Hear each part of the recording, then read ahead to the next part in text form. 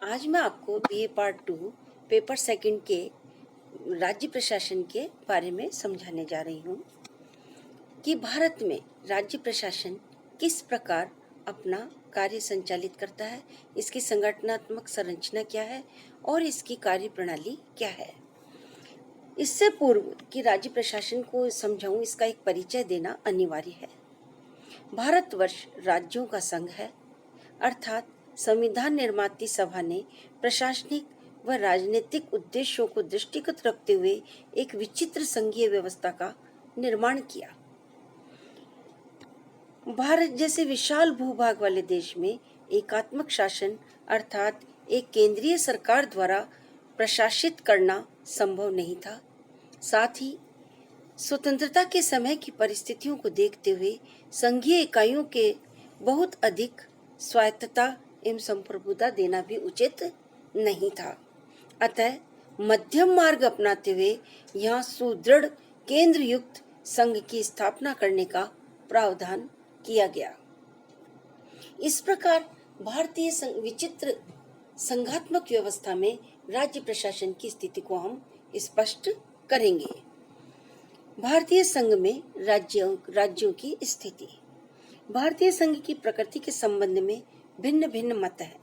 कुछ इसे पूर्णतया संघात्मक बताते हैं तो कुछ एकात्मक तथा कुछ विद्वानों की दृष्टि से यह एक मिश्रित व्यवस्था है। अतः भारतीय संघ का मूल्यांकन करने से पूर्व संघात्मक व्यवस्था के लक्षण की चर्चा करना अनिवार्य हो जाती है। संघात्मक शासन व्यवस्था की अनिवार्य लक्षण या प्रधान लक्षण इस प्रकार है कि जैसे पहली अनिवार्यता है दोहरी शासन व्यवस्था, अर्थात संघ तथा सह इकाइयों का सह अस्तित्व। दूसरा, संघ राज्यों के मध्य शक्तियों का विभाजन। तीसरा, संविधान का लिखित एवं कठोर स्वरूप। चौथा है संविधान के संरक्षण एवं व्याख्या हेतु स्वतंत्र न्याय पालिका। इस प्रकार इन प्रधान लक्षणों से युक्त यदि कोई शासन व्यवस्था है तो उसे हम संघात्मक शासन की संज्ञा दे सकते हैं। संघात्मक शासन व्यवस्था के कुछ गौण लक्षण भी हैं, जैसे संविधान संशोधन में राज्यों का निश्चित अनुपात या निश्चित भूमिका। दूसरा, संघीय व्यवस्था में राज्यों का समान प्रतिनिधित्व। और तीसरा है दोहरी नागरिकता। इस प्रकार यदि हम इन लक्षणों के बारे में चर्चा करते हैं तो स्पष्ट होता है कि भारतीय संविधान में संघात्मक प्रकृति के सभी प्रमुख लक्षण विद्यमान हैं। जैसे भारत में संघीय और राज्य सरकारों का सह अस्तित्व है, संघ और राज्य सरकारों के मध्य शक्तियों का विभाजन भी है, और जो कि 3 सूचियों के माध्यम से किया गया है। भारतीय संविधान लिखित है, कठोर भी है तथा संविधान के संरक्षण के लिए स्वतंत्र न्याय पालिका भी है।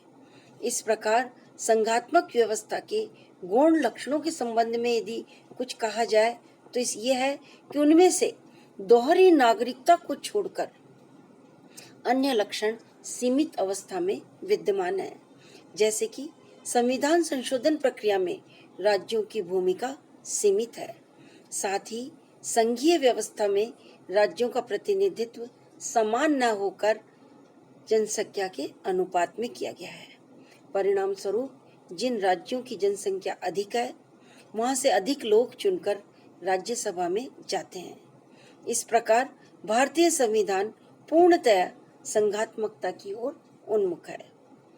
अब इस संघात्मक शासन व्यवस्था में राज्यों की वास्तविक स्थिति क्या है, इस संदर्भ में बताने जा रहे हैं कि वास्तविक स्थिति यह है कि भारतीय संविधान निर्माण समिति ने संविधान का निर्माण करते समय विभिन्न देशों के अनुभव, तत्कालीन देश की आर्थिक, सामाजिक, भौगोलिक परिस्थिति को दृष्टिगत रखते हुए भारत में एक सुदृढ़ केंद्र की स्थापना के साथ साथ राज्यों की स्थिति भी निर्धारित की गई है।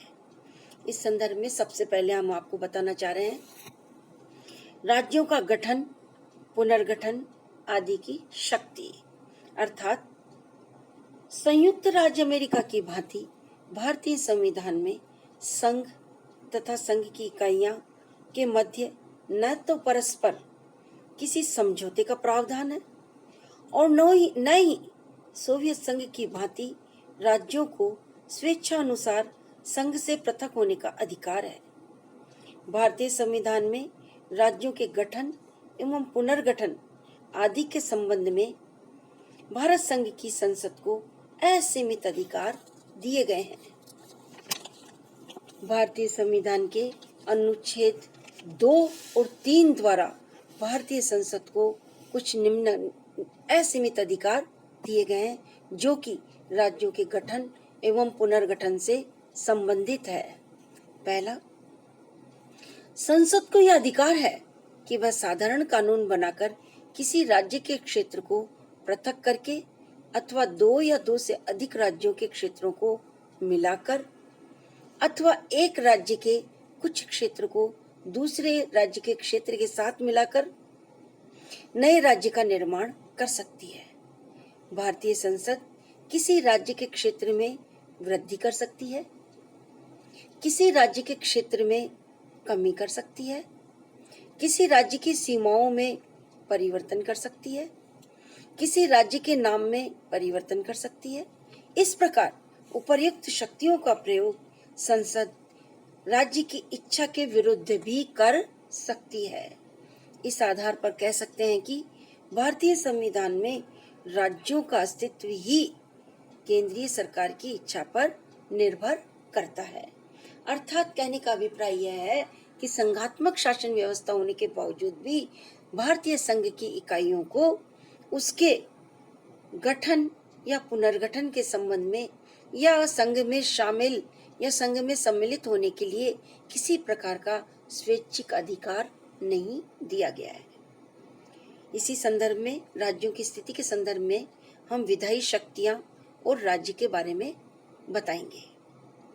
भारतीय संविधान में 3 सूचियों के द्वारा संघ और राज्यों के मध्य विधायी शक्तियों का विभाजन किया गया है। संघ सूची में 98 विषय हैं जिस पर कानून बनाने का अधिकार भारतीय संसद को है। राज्य सूची में 62 विषय हैं जिन पर कानून बनाने का अधिकार राज्य विधान मंडलों को है। समवर्ती सूची में जिसमें 52 विषय हैं, इन पर संघ व राज्य दोनों को कानून बनाने का अधिकार है, किंतु विरोधाभास होने पर संघीय संसद द्वारा निर्मित कानून ही प्रभावी माना जाएगा। इसके अतिरिक्त राष्ट्र हित में आवश्यक होने पर राज्य 2/3 बहुमत के द्वारा राज्य सूची के किसी विषय पर कानून बनाने का अधिकार संसद को दे सकती है। साथ ही आपात स्थिति में संसद राज्य सूची के किसी भी विषय पर कानून बना सकती है या कानून बनाने का अधिकार रखती है। इसी तरह से संविधान संशोधन और राज्य। भारतीय संविधान में संशोधन हेतु विषयों का विभाजन है, अर्थात संविधान की धारा 368 के अनुसार कुछ विषय ऐसे हैं जिन पर संसद के दोनों सदनों के 2/3 बहुमत के साथ साथ आधे राज्यों के विधान मंडलों का समर्थन भी आवश्यक है। ये विषय निम्नांकित हैं, जैसे कि राष्ट्रपति के निर्वाचन की प्रक्रिया, संघ की कार्यपालिका शक्तियां, शक्ति का क्षेत्र, राज्य की कार्यपालिका शक्ति का क्षेत्र, संघीय न्यायपालिका से संबंधित विषय, राज्यों के न्यायालयों से संबंधित विषय, विधायी शक्तियों का बंटवारा, किसी केंद्र शासित क्षेत्र में उच्च न्यायालय की स्थापना, संसद में राज्यों का प्रतिनिधित्व, संविधान में संशोधन की प्रक्रिया। उपरोक्त विषयों के अतिरिक्त संसद के 2/3 बहुमत से पारित बिल पर राष्ट्रपति के हस्ताक्षर से संविधान में संशोधन प्रभावी हो जाता है। इस प्रकार स्पष्ट है कि संविधान संशोधन में राज्यों को अधिक भागीदारी नहीं दी गई है, जबकि अमेरिका में राज्य संविधान में संशोधन ही नहीं, संविधान संशोधन की पहल भी कर सकता है। इस प्रकार भारतीय संघात्मक स्थिति में राज्यों को विधायी और कानून बनाने के संबंध में सीमित शक्तियां दी गई हैं और भारतीय संघ को की संसद को असीमित अधिकार और शक्तियां दी गई है।